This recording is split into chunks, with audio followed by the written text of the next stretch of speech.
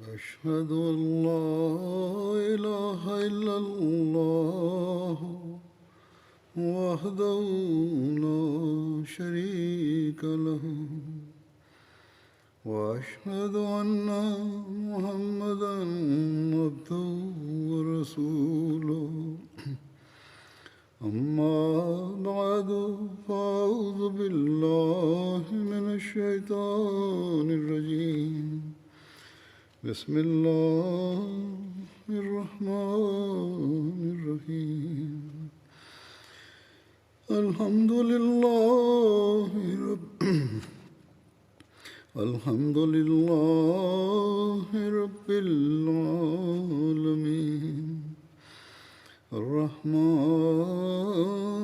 الرحيم مالك يوم الدين إياك نعبد وإياك نستعين اهدنا الصراط المستقيم صراط الذين أنعمت عليهم غير المغضوب عليهم ولا الضالين.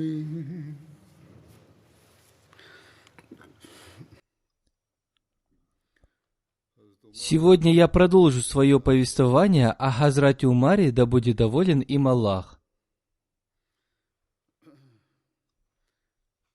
Сегодня я расскажу о битве при Ярмуке.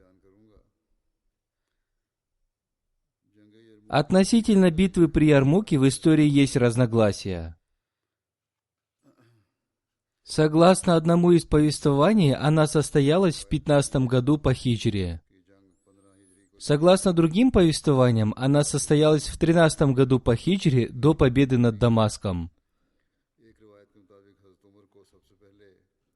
Повествуется, что самую первую весть о победе, которую получил Хазрат Умар, да будет доволен им Аллах, была весть о победе в битве при Ярмуке. В это время прошло уже 20 дней после смерти Хазрата Абу Бакра, да будет доволен им Аллах. Согласно другим повествованиям, первая победа в период халифата Хазрата Умара, да будет доволен им Аллах, была одержана над Дамаском, и это более верное повествование. Согласно историческим данным, битва при Ярмуке состоялась в период халифата Хазрата Умара, да будет доволен им Аллах. Римляне, потерпев поражение в Дамаске и Хомсе, собрались в Антакии. Антакия – это город, который находится на границе с Сирией. Римляне обратились к императору Ираклию и сказали ему, что арабы разрушили всю Сирию. Ираклий пригласил к себе нескольких разумных и уважаемых людей из числа римлян и спросил их: «Арабы слабы и их меньше. Почему вы не можете противостоять им?» Они опустили свои головы и ничего не смогли ответить ему. Один из опытных старцов ответил ему: «Нравственность арабов лучше нашей нравственности. Ночами они поклоняются Богу, днем соблюдают пост и ни с кем не обращаются жестоко. Они соблюдают равноправие в отношениях друг с другом. Мы же употребляем алкоголь и совершаем все безнравственные поступки. Мы не выполняем обещаний, обращаемся с другими жестоко. А что касается арабов, то мы видим их стойкость и энтузиазм. У нас же стойкость и смелость отсутствуют».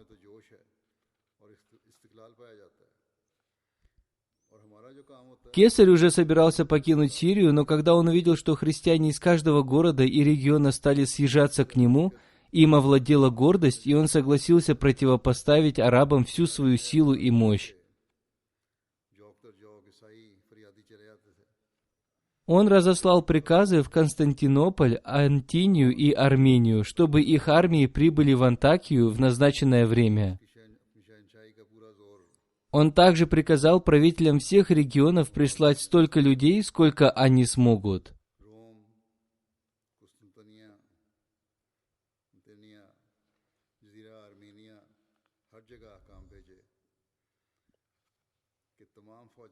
Получив этот приказ, в Антакию съехалось целое море людей. Куда бы вы ни кинули взор, повсюду были войны. Правители тех мест, над которыми одержал победу Хазрат Абу Убайда, несмотря на свои религиозные разногласия, настолько сильно уважали его, что назначили собственных разведчиков для сбора информации о противниках ислама. Таким образом, посредством них Хазрат Абу Убайда получил всю нужную информацию. Он вызвал к себе всех командующих и выступил перед ними с вдохновляющей речью, которая вкратце была следующей. «О мусульмане! Всевышний Аллах многократно испытывал вас, но вы успешно прошли все эти испытания. Всевышний Аллах даровал вам свою помощь и успех. Теперь ваш враг пришел к вам с такой мощью, от которой сотрясается земля. И сейчас вам нужно принять решение».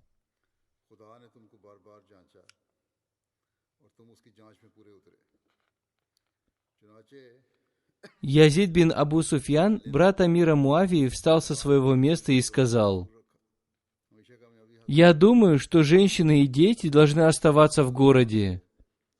Мы же выйдем наружу и будем сражаться с ними. Также напишите письмо Халиду и Амиру бин Аасу, чтобы они пришли к нам на помощь из Дамаска и Палестины».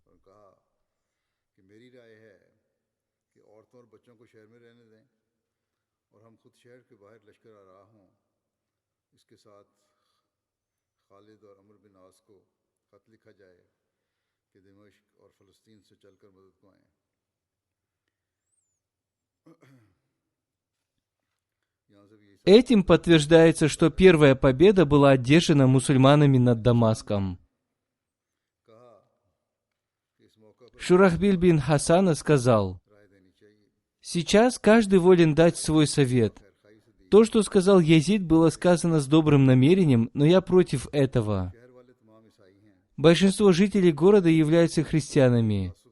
Вполне возможно, что из-за вражды они выдадут наши семьи кесарю или сами уничтожат их». Хазрат Абу Убайда сказал: «Если мы изгоним всех христиан из города, наши семьи будут спасены». Шурахбиль встал со своего места и сказал: «О, Амир, ты не имеешь на это права. Мы заключили договор с христианами о том, что они будут жить в городе в мире и спокойствии. Почему мы должны нарушить этот договор и изгнать их из города?» Хазрат Абу Убайда признал свою ошибку, но они так и не пришли к какому-либо решению. Простые люди советовали оставаться в Хомсе и ждать помощи. Абу Убайда сказал им, что у них мало времени. В итоге они решили покинуть Хомс и отправиться в Дамаск к Халиду бин Валиду, поскольку он находился ближе к арабской границе. Когда было принято это решение, Абу Убайда вызвал к себе Хабиба ибн Масламу, который был главным казначеем, и сказал ему: «Верни зимми, немусульманам, находящимся под защитой мусульман, джизью и налоги, которые мы получили от них. В данном положении мы не можем оставить их у себя. Эти налоги были получены нами для их защиты, и поэтому сейчас мы не имеем права оставлять у себя эти средства». Таким образом, все средства, полученные ими от джизьи, налог за обеспечение защиты и других налогов, были возвращены. Такой поступок произвел на христиан такое сильное впечатление, что они с рыданиями и сильными эмоциями сказали: «Пусть Всевышний Аллах вернет вас к нам обратно». Иудеи попали под еще большее влияние и сказали: «Клянемся Торой, пока мы живы, кесарь не сможет захватить Хомс». После этого ворота города были закрыты и выставлены посты. Абу Убайда поступил так не только с жителями Хомса, но приказал сделать это во всех местах, где он одержал победу. Затем он отправился в Дамаск и обо всем этом написал Хазрату Умару. सिर्फ हिम्स वालों के साथ ये बर्ताव नहीं किया, बल्कि जिस कदर अजला फतह हो चुके थे, हर जगह लिख भेजा कि जिजिया की जिस कदर रकम वसूल हुई है वापस कर दी जाए। Хазрат Умар, услышав эту весть, очень расстроился из-за того, что мусульмане из-за страха перед римлянами покинули Хомс. Однако он успокоился, узнав о том, что такое решение было принято всеми командующими войсками. По этому поводу он сказал: Всевышний Аллах по какой-то причине объединил всех мусульман на одном решении. Также повествуется о том, что Абу Убайда, прежде чем вернуть джизью, написал Хазрату Умару, и он ответил: «Если вы не сможете обеспечить защиту, хранить джизью, верните ее обратно». Также Хазрат Умар обещал отправить им на помощь Саида бин Ахмара, при этом он сказал: «Победа или поражение не зависит от количества воинов».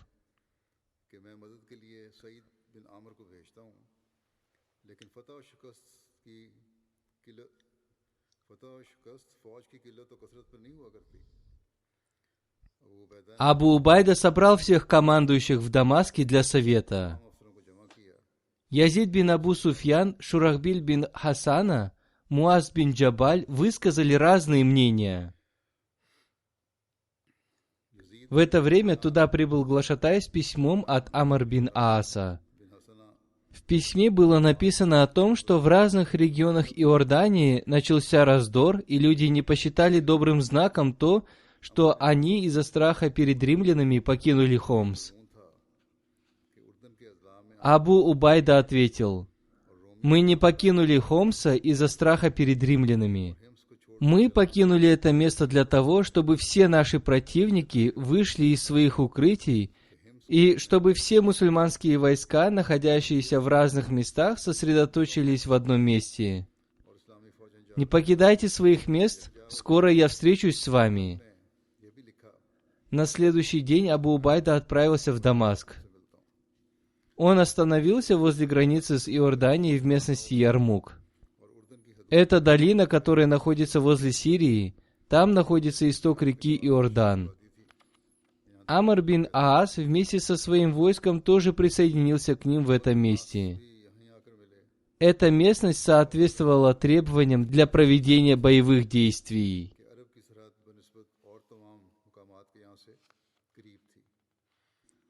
Поскольку арабская граница была близка и за спиной было широкое поле, которое простиралось до самых арабских границ, они могли спокойно отойти назад, если бы это потребовалось. Саид бин Амир, который был отправлен Хазратом Умаром, пока еще не достиг пункта назначения. Мусульмане испугались, услышав грохот орудий и прибытие римского войска. Абу Убайда отправил к Хазрату Умару своего гонца с вестью о том, что римляне атакуют мусульман как с суши, так и с моря. Узнав об этом, даже все монахи, которые никогда не выходили из своих монастырей, присоединяются к римской армии. Хазрат Умар собрал у себя всех мухаджиров и ансаров и прочитал им это письмо. Все сподвижники невольно заплакали и сказали: «О повелитель правоверных!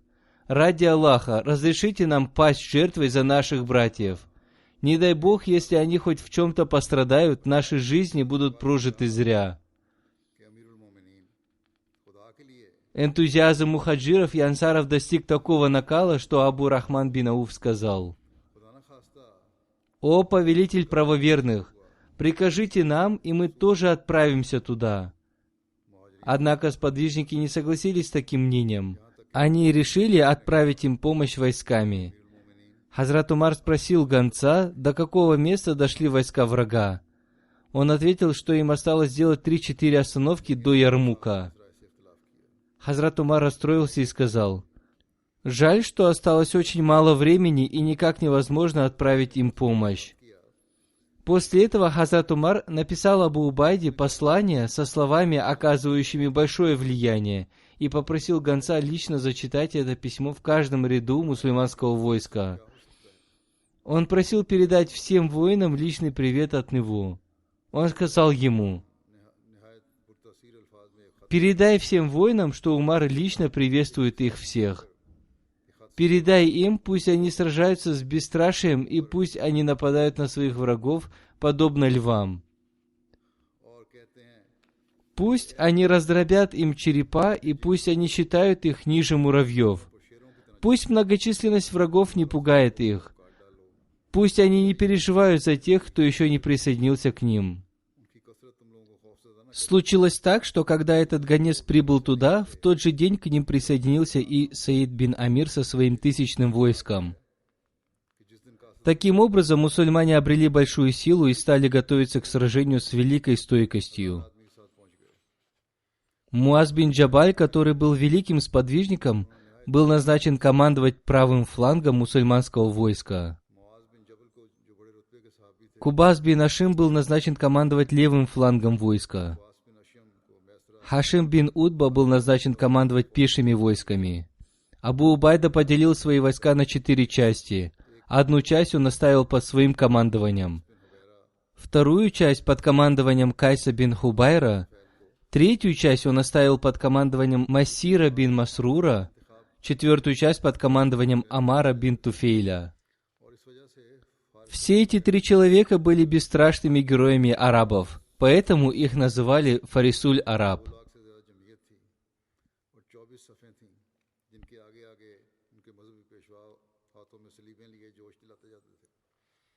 Римляне тоже вышли на поле битвы в полной готовности. Это было 200-тысячное войско, которое состояло из 24 рядов. Впереди каждого ряда шли духовные лица с поднятыми крестами. Они вдохновляли все войско. Когда армии встали друг против друга, один из их богословов вышел вперед и сказал: «Я хочу сразиться с ними один». Увидев это, Майсра бин Масрук уже хотел выйти сразиться с ним, но поскольку противник был очень сильным и молодым, Халид остановил Майсру и выставил вместо него Кайса бин Хувайра, который вышел на поединок, декламируя стихи. Кайс напал на этого богослова настолько внезапно, что тот не успел даже вынуть свое оружие. Он ударил его своим мечом настолько сильно, что меч разрубил его шлем до самого горла.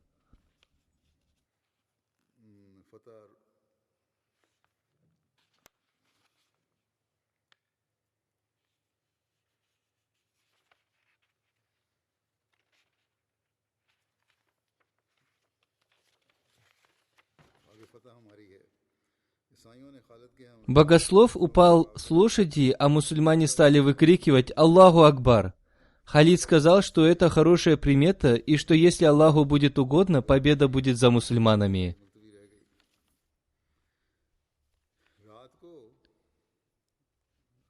Христиане направили свои войска против командующих Халида, однако все они потерпели поражение. В этот день военные действия прекратились на том же месте. Ночью, когда римляне поняли, что потерпят поражение, один из их военачальников по имени Бохан собрал всех командующих войсками и сказал им: «Арабы уже вкусили вкус богатства, и будет лучше, если мы дадим им что-нибудь, чтобы они ушли отсюда и не воевали с нами». Все согласились с его мнением и на следующий день отправили к Абу Убайде своих посланцев, которые попросили мусульман отправить к ним кого-то из своих командующих для заключения мирного договора. Абу Убайда отправил туда Халида бин Валида. Посланца, который доставил это письмо, звали Георгий. В книге жизнеописания его имени на арабском языке Джурджа. Я разъяснил это для носителей арабского языка. Одним словом, когда он прибыл к мусульманам, наступил вечер, и спустя некоторое время мусульмане стали совершать намаз Магриб. Мусульмане с великим усердием и со словами «Аллаху Акбар» стали совершать намаз. Они делали это с большой искренностью и спокойствием. Посланец был сильно удивлен этим, и когда мусульмане закончили совершать намаз, он задал Абу Убайде несколько вопросов. Один из этих вопросов был следующим: «Какой веры вы придерживаетесь относительно Иисуса?» В ответ Абу Убайда прочитал аят священного Корана, который гласит: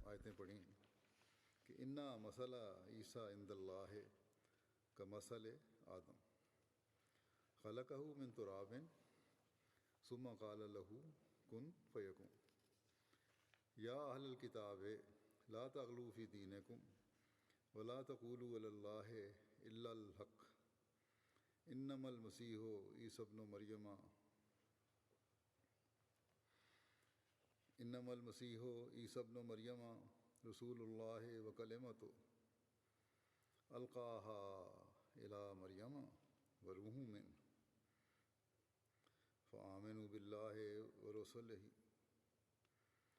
ولا تقولوا ثلاثة انتهوا خيرا لكم إنما الله إله واحد إنما الله إله واحد سبحانه أن يكون له ولد سبحانه أن يكون له ولد له ما في السماوات وما في الأرض وكفى بالله وكيلا لن يستنكف المسيح أن يكون عبدا لله ولا الملائكة المقربون.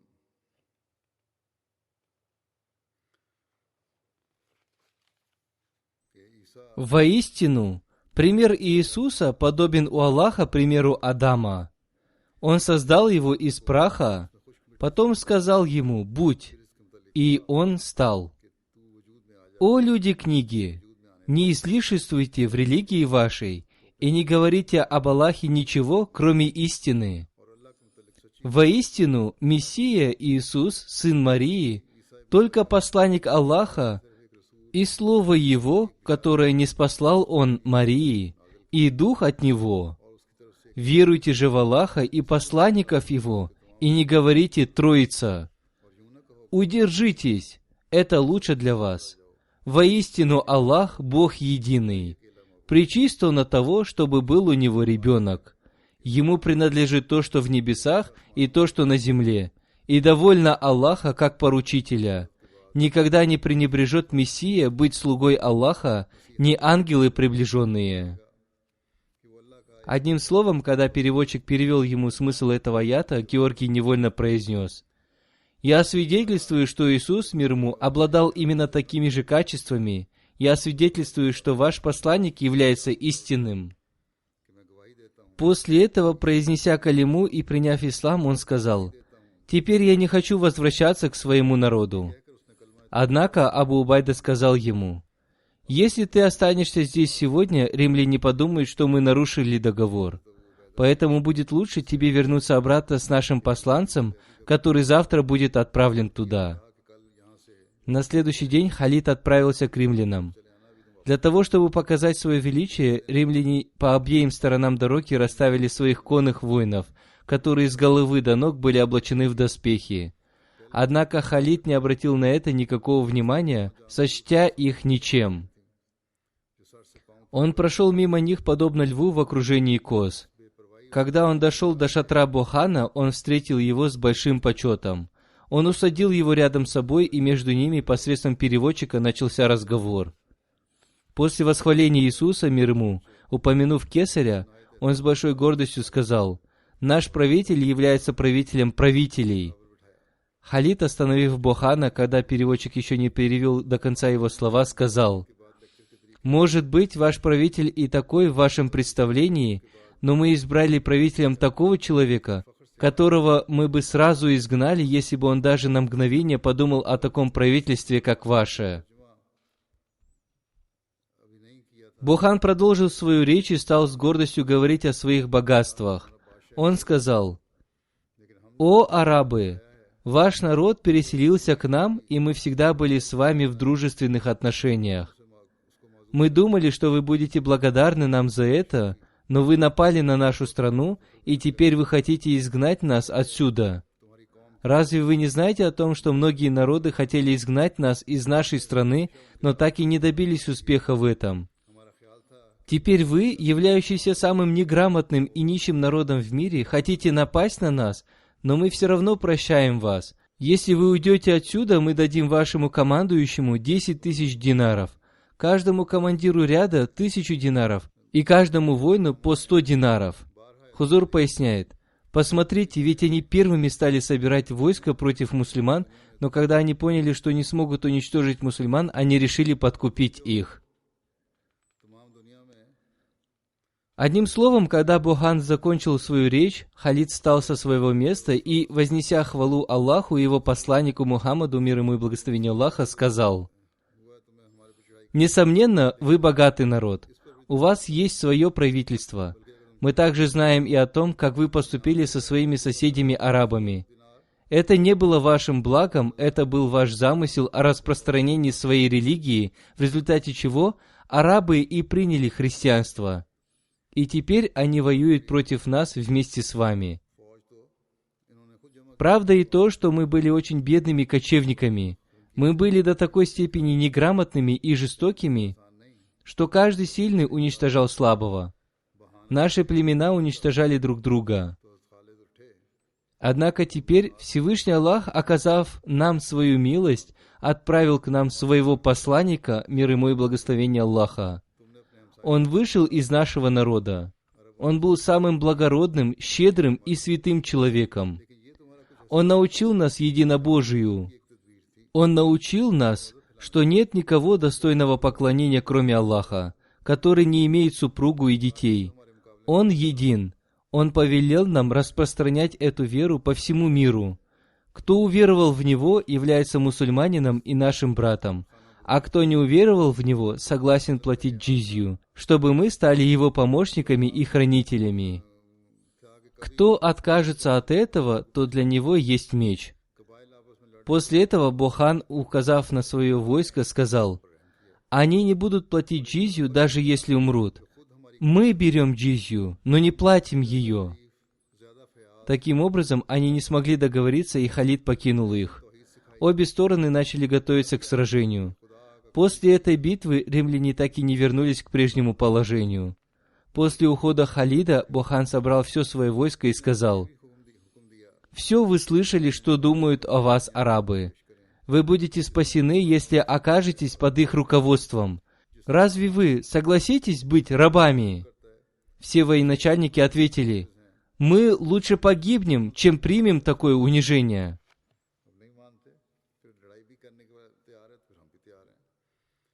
Утром римляне вышли на поле боя с таким усердием, что мусульмане были удивлены этим. Халид выставил свои войска новым образом, который противоречил арабским традициям. Мусульман было 30-35 тысяч. Халид разделил их на 36 частей и выставил в ряд. Командовать центром войска был назначен Абу Убайда. Правым флангом командовал Амр бин Аас и Шурахбиль. Левым флангом командовал Езид бин Абу Суфьян. После этого он назначил командирами рядов тех воинов, которые были известны своей храбростью и опытом. Он также назначил таких проповедников, которые своими проповедями вселяли уверенность и энтузиазм среди воинов. Среди них был Абу Суфьян, который говорил: «Аллах, Аллах, люди, вы являетесь защитниками и помощниками ислама. Они же являются защитниками Рима и помощниками многобожия. О Аллах, это только один из твоих дней. Не спошли помощь своим слугам». Амр бин Аас говорил: «О люди, опустите свои взоры, опуститесь на свои колени, поднимите свои копья и оставайтесь стойкими в своих рядах. Если ваш враг станет атаковать вас, дайте ему отсрочку до тех пор, пока он не достигнет острия ваших копий. После этого нападайте на них, подобно львам. Клянусь тем Богом, который доволен своей истиной, который дарует награду и который недоволен ложью, накажет его. Он наградит за благодеяние. Воистину, я получил весть о том, что мусульмане будут одерживать победы над селением за селением и над дворцом за дворцом. Затем они одержат победу над всей этой страной. Пусть толпы этих людей не пугают вас. Если вы будете стойкими, эти люди будут рассеяны, подобно цыплятам куропатки.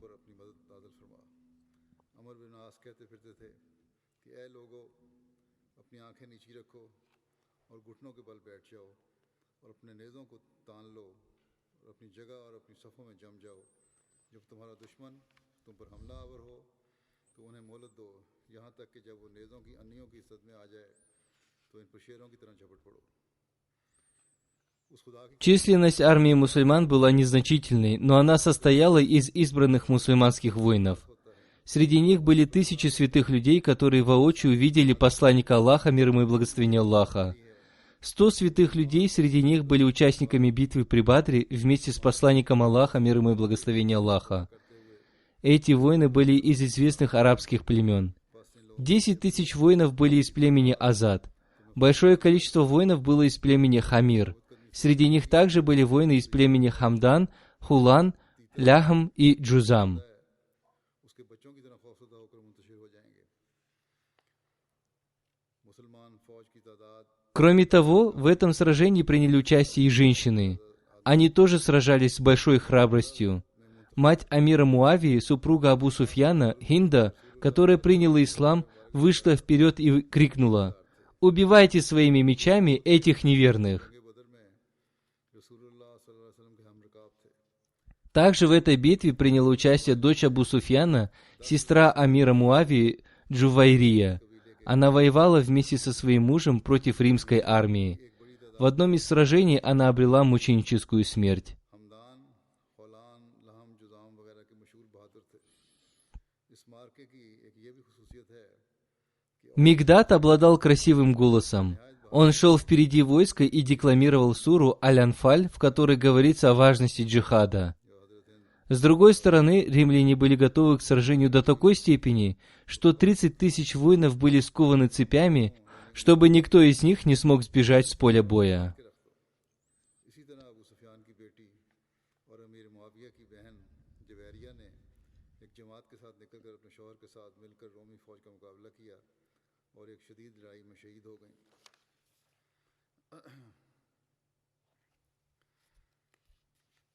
मिकदाद जो नहायत खुश आवाज़ थे फौज के आगे आगे सूरह अनफाल जिसमें जहाद की तरगीब है तलावत करते जाते थे। इधर रोमियों के जोश का ये आलम था कि 30,000 आदमियों ने पाँव में बेड़ियां पहन लीं कि हटने का ख्याल तक ना आए, एक दूसरे के साथ बांध दिया। अपने पाँव Битву начали римляне. जंग की इब्तिदा 200 тысяч их воинов двинулись вперед. तरफ से हुई। Впереди них шли тысячи христианских священнослужителей и монахов с поднятыми в руках крестами и с криками «Пусть победит Иисус!». आगे बढ़े और हज़रत ईसा की जय पुकारते आते थे। Увидев это, один из мусульман невольно сказал: «Аллаху Акбар! Какое большое войско!» इस कदर बेइंतहा फौज है। Халид громким голосом приказал ему замолчать. Он сказал: «Клянусь Аллахом, если бы копыта моего коня были в хорошем состоянии, я бы сказал христианам, чтобы они привели еще большую армию, чем эту». और तीरों का बीं बरसाते बढ़े। मुसलमान देर तक साबित कदम रहे, लेकिन हमला इस जोर का था В общем, христиане совершили множество атак и выпустили множество стрел. फौज से अलग हो गया। Мусульмане долгое время стойко стояли на месте. Однако потом их правый ряд беспорядочно отступил, и они оказались уже возле женских шатров. लेकर सख्त गुस्सा आया। Увидев это, мусульманские женщины сильно разозлились. Они вытащили палки из шатров и сказали: «О несчастные, если вы уже пришли сюда, мы разобьем ваши головы». दीगर ख्वातीन भी इनके Супруга Абу Суфьяна, Хинда, тоже вышла вперед с палкой в руке. Она стала бить по морде коня Абу Суфьяна и приговаривать: «Куда вы прете? Возвращайтесь на поле битвы». इसी तरह एक रिवायत है В другом повествовании повествуется о том, что Хинда подбежала к Абу Суфьяну с палкой в руках и сказала: «Клянусь Богом, ты был очень сильным в противостоянии Божьей религии и в противостоянии посланнику Аллаха, мир ему и благословение Аллаха. Теперь тебе представилась возможность возвысить честь Божьей религии, пожертвовав своей жизнью ради довольства посланника Аллаха, мир ему и благословение Аллаха, чтобы стать успешным в глазах Всевышнего Аллаха». पीर बदस्त दुश्मन के टिड्डी दल Абу Суфьян смело вернулся обратно и ворвался с мечом в руках в гущу врагов. नाम खौला था। Еще одна храбрая мусульманская женщина по имени Хауля декламировала стихотворение: «О убегающие от богобоязненных женщин! Скоро вы увидите своих противников плененными. Они не имеют столь высокого статуса и являются нелюбимыми». ना वो बुलंद मर्तबा पर होंगे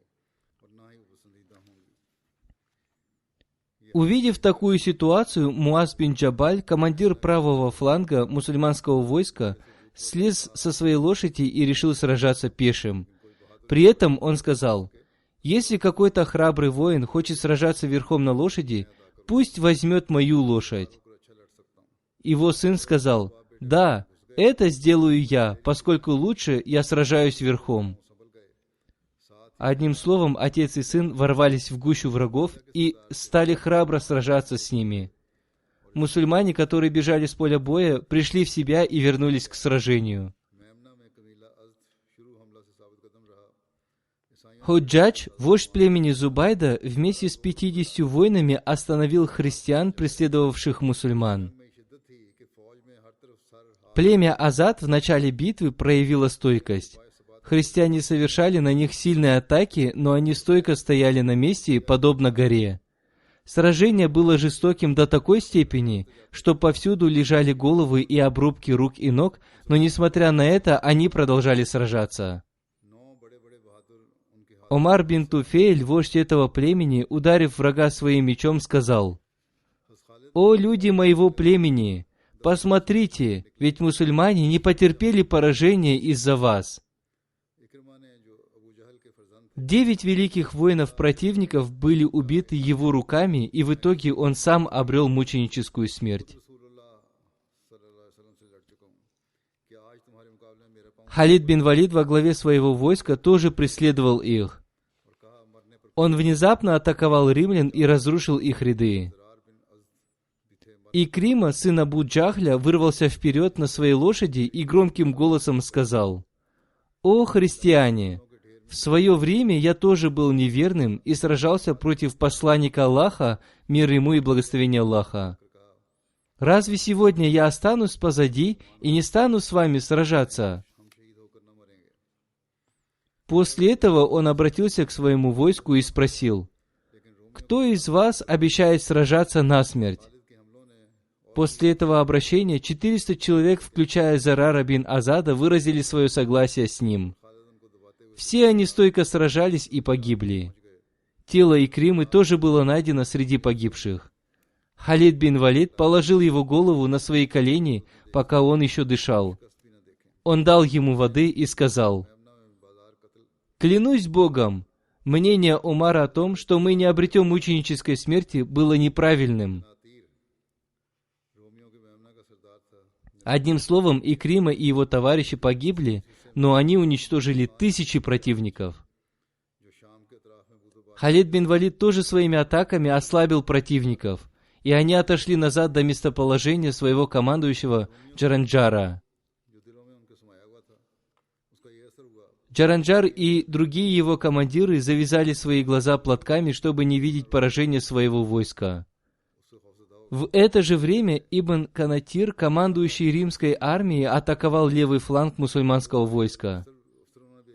На этом фланге большинство воинов было из племени Лах-Махсан. Это племя обитало в окрестностях Сирии и в течение длительного времени платило налог римлянам. Сначала они бежали с поля боя из-за того, что долгое время находились под гнетом римлян. Тем не менее, некоторые из их командиров были стойкими и продолжали сражаться. Если бы они сражались все вместе, то битва там же и закончилась.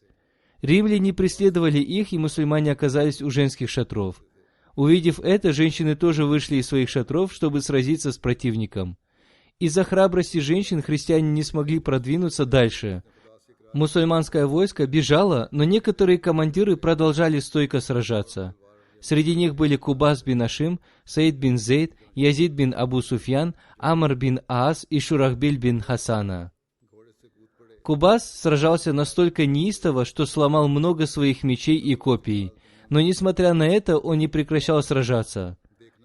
После каждого сломанного копья он кричал: «Есть ли среди вас человек, кто подаст меч или копье тому, кто обещал биться насмерть?»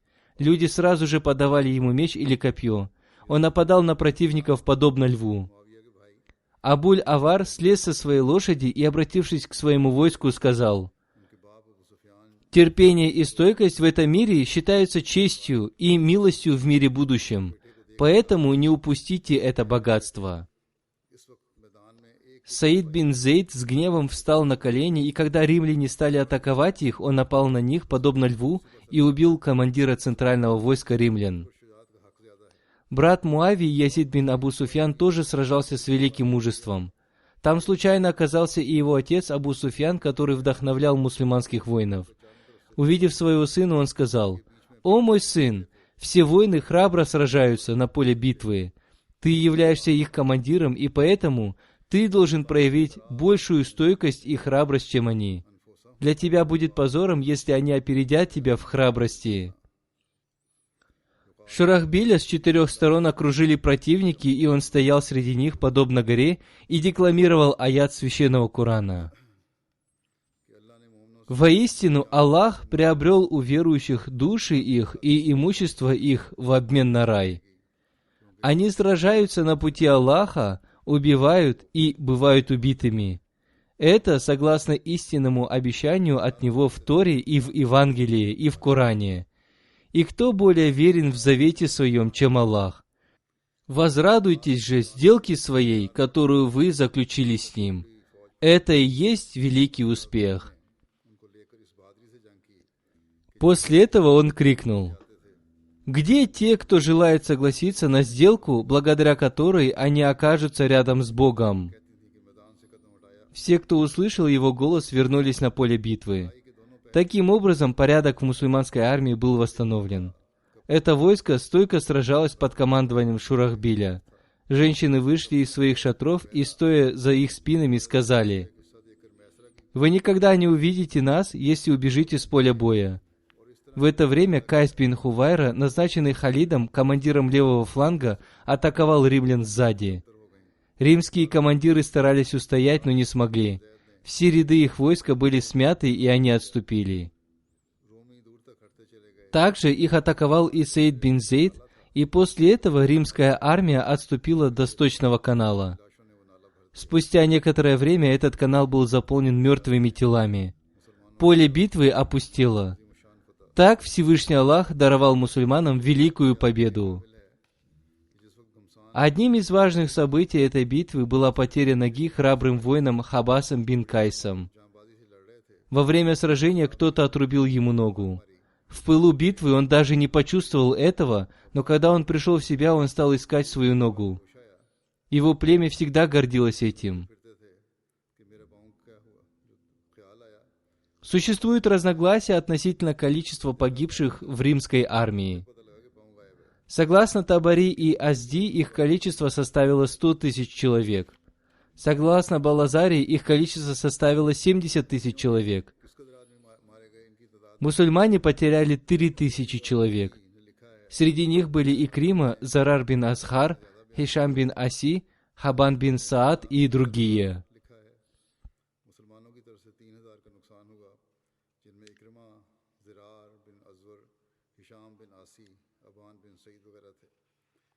Кесарь в это время находился в Антакии. Получив весть о поражении своей армии, он отправился в Константинополь. Уезжая, он посмотрел в сторону Сирии и сказал: «Прощай, о Сирия!» Абу Убайда послал Хузайфу бин Ямана к Хазрату Умару с вестью о победе. Хазрат Умар, ожидая вестей из Ярмука, не спал несколько дней. Сразу после получения вести о победе он совершил земной поклон и поблагодарил Всевышнего Аллаха. Когда мусульмане выезжали в поход на Ярмук из Хомса, они вернули христианам всю выплаченную ими джизью. Об этом обетованный реформатор написал: «Сражаясь с государством римлян, сподвижники достигли Иерусалима, который является религиозным центром христиан. Они захватили его и продолжали свой поход дальше. Увидев, что мусульмане захватили их центр, они везде и всюду объявили джихад и вдохновляли христиан на священную войну против мусульман. Они собрали большую армию и уже собирались напасть на мусульман. Поскольку мусульман было мало по сравнению с христианами, они временно отступили. Командующий исламского войска написал Хазрату Умару письмо о том, что численность армии противника намного больше, и если они вступят с ними в бой, то это будет подобно уничтожению своего собственного войска. Далее он попросил у Хазрата Умара разрешения отступить, чтобы собрать все силы и хорошо подготовиться к новой битве. Он также попросил разрешения оставить те регионы, которые были ранее захвачены мусульманами, и решить вопрос с налогами, которые ранее выплачивались в доход мусульман. Хазрат Умар ответил им, что временно отступить ради объединения войска допускается в исламе, и это не противоречит учению ислама. Однако нужно помнить и о том, что налог, который получали мусульмане, выплачивался христианами с таким условием, что мусульмане будут охранять их. Если же мусульманская армия отступит, то это будет значить, что она уже не сможет охранять их. Поэтому следует возвратить им этот налог. Когда командующий войском получил этот приказ от Хазрата Умара, он собрал у себя торговцев и ответственных за это людей и вернул им все эти средства. При этом он сказал им: «Мы собирали с вас этот налог с таким условием, что мусульманское войско будет защищать вас. Мы возвращаем вам эти средства, поскольку временно отступаем, и пока мы чувствуем себя слабыми по сравнению с нашими противниками». Ни один правитель в истории не поступал так. Напротив, отступая, правители, не говоря уже о возвращении налога, отдавали приказ грабить население, понимая, что теперь это место окажется под другой властью, и нужно воспользоваться этим моментом, насколько это возможно.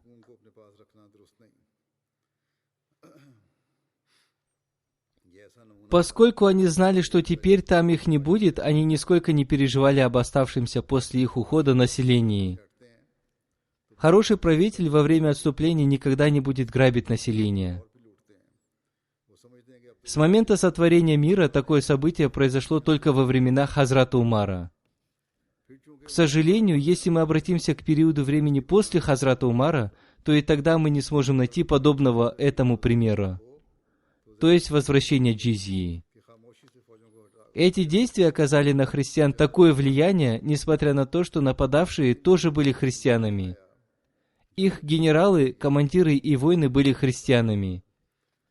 Эти воины считались религиозными воинами, и несмотря на то, что христианский центр был захвачен мусульманами, мужчины и женщины выходили из своих домов и с рыданиями молились о том, чтобы мусульмане вернулись к ним обратно.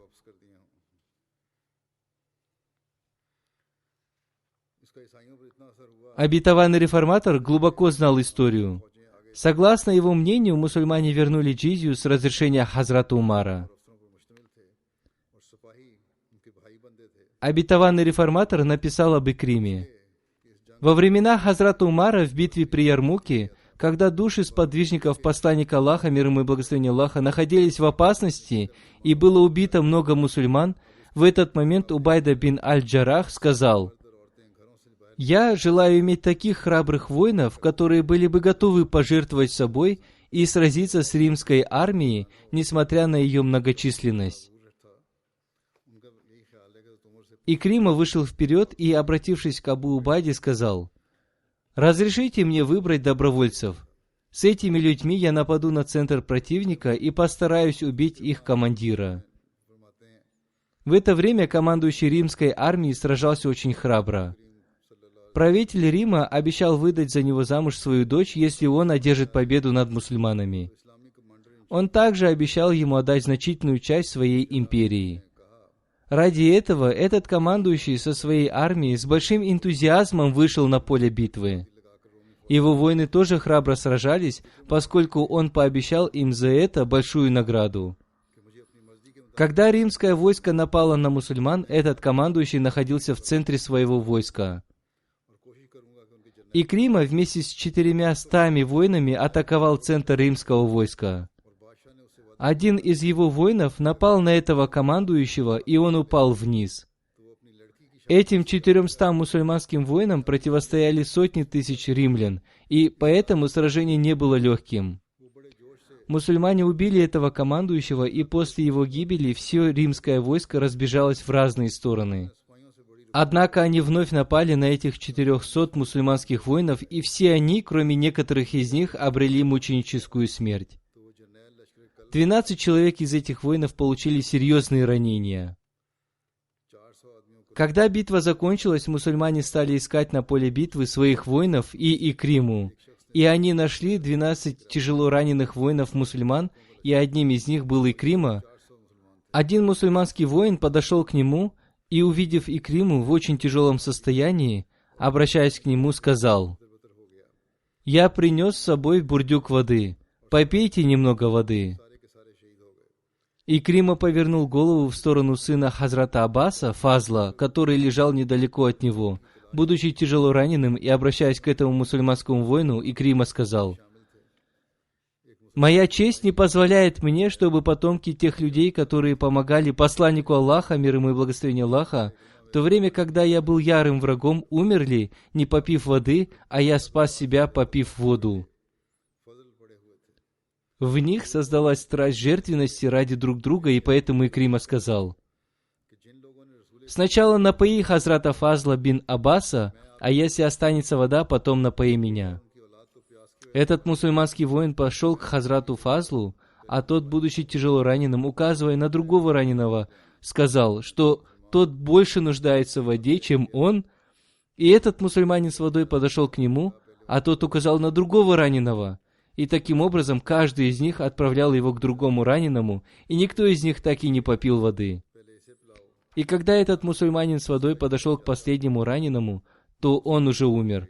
Затем он вернулся к предпоследнему и так далее. Подойдя к каждому из них, одним за другим, он вернулся к Икриме, который тоже уже скончался. И таким образом все они умерли. Таким был итог этой битвы. Всевышний Аллах даровал мусульманам победу. Повествование об этом будет продолжено в следующий раз.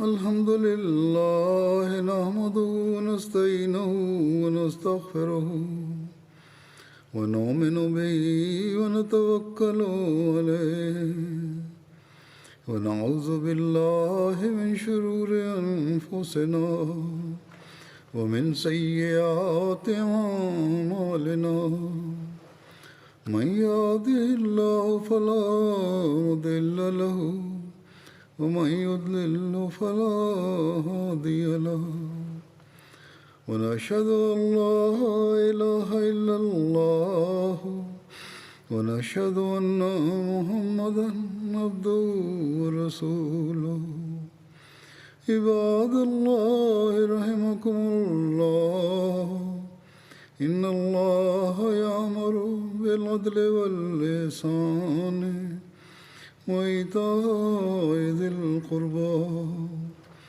وينهى عن الفحشاء والمنكر والبغي يعظكم لعلكم تذكرون اذكروا الله يذكركم وادعوه يستجب لكم ولذكر الله أكبر